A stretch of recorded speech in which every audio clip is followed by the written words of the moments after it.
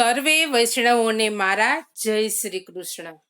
આપ સર્વેનું મારી ચેનલ હસુ પટેલમાં સ્વાગત છે. આજના સત્સંગમાં આપણે સાંભળીશું શ્રી મહાપ્રભુજીના બેઠકજીમાં આપણે કેવી રીતે સામગ્રી સિદ્ધ કરીશું. મારી ચેનલમાં જો કોઈ નવા હોય તો મારી ચેનલને સબસ્ક્રાઈબ કરજો અને આ વિડીયો લાઈક અને શેર કરજો, જેથી કરી અન્ય વૈષ્ણવો પણ સત્સંગનો લાભ પ્રાપ્ત કરી શકે.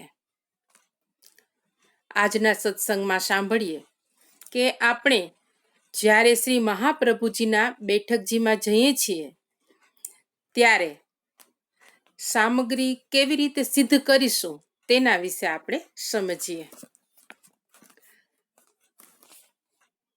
આમ અપરસમાં હાથ ઘાસા કરી સેવા માટે તત્પર બન્યા પછી મુખિયાજીની આજ્ઞા લઈ દૂધઘર કોઠામાં જ્યાં સામગ્રી સિદ્ધ કરવાની સગવડ હોય ત્યાં જવું જોઈએ. આપણે લાવેલી સામગ્રી સાથે લઈ જવી જોઈએ.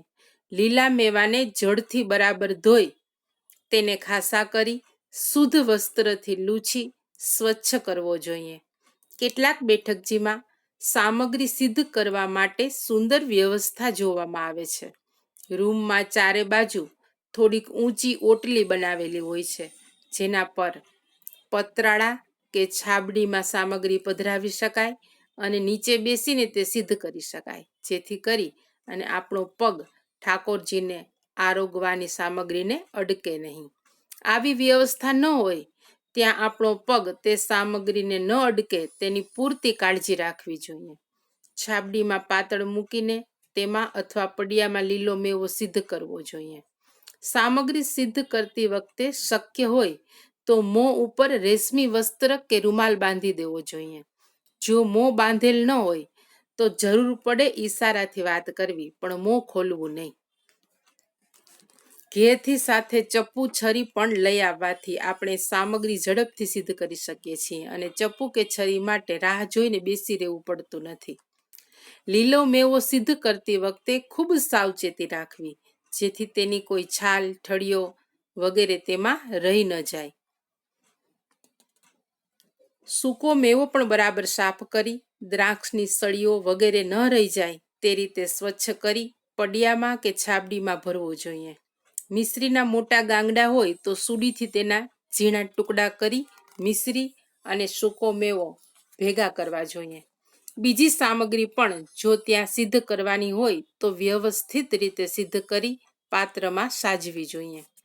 સામગ્રી માટે પડિયાનો ઉપયોગ કરીએ ત્યારે પડિયાની બંને બાજુની ટોચ તોડી નાખવી જોઈએ અને પછી તેમાં સામગ્રી ભરવી જોઈએ. જે કોઈ પડિયામાં કે છાબડીમાં સામગ્રી ભરવામાં આવે તે પાત્ર અધૂરું ન રહે અને પૂરેપૂરું ભરાય તેવું જોવું જોઈએ.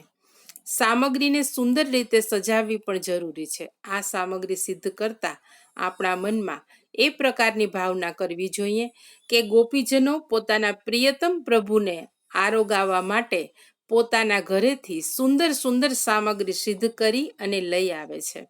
જેવી રીતે રજોબાઈ ક્ષત્રાણી દરરોજ સુંદર સામગ્રી સિદ્ધ કરી ને શ્રી મહાપ્રભુજીને આરોગાવતા હતા, તેવી રીતે આપણે પણ રજોબાઈની આડીથી શ્રી મહાપ્રભુજીને આરોગાવવા માટે તેમની પ્રસન્નતા માટે આપણાથી બની શકે તે સામગ્રી સિદ્ધ કરીએ છીએ. સામગ્રીમાં મહત્વ સામગ્રીનું નથી, પરંતુ આપણા હૃદયની પ્રેમપૂર્વકની ભાવનાનું છે. તે ભૂલવું જોઈએ નહીં. માટે પ્રભુ કૃપાથી બની શકે તે સામગ્રી સિદ્ધ કરવી, પરંતુ હૃદયમાં દીનતા, વિરહ અને પ્રેમ રાખવા, અહંતા અને મમતા રાખવા નહીં. અભિમાનથી કરેલી સામગ્રી પ્રભુ અંગીકાર કરતા નથી. સામગ્રી સિદ્ધ કરતા મનમાં લૌકિક ભાવ પણ ન આવે તેની પૂર્ણ જાગૃતિ રાખવી જોઈએ, કારણ કે જ્યાં લૌકિક ભાવ આવે છે ત્યાં પણ પ્રભુ તે અંગીકાર કરતા નથી. આવી રીતે સામગ્રી સિદ્ધ કરી તેના ઉપર માખી વગેરે ન બેસે, તેમાં કંઈ કચરો ન પડે તે માટે તેને વ્યવસ્થિત રીતે ઢાંકી દેવી.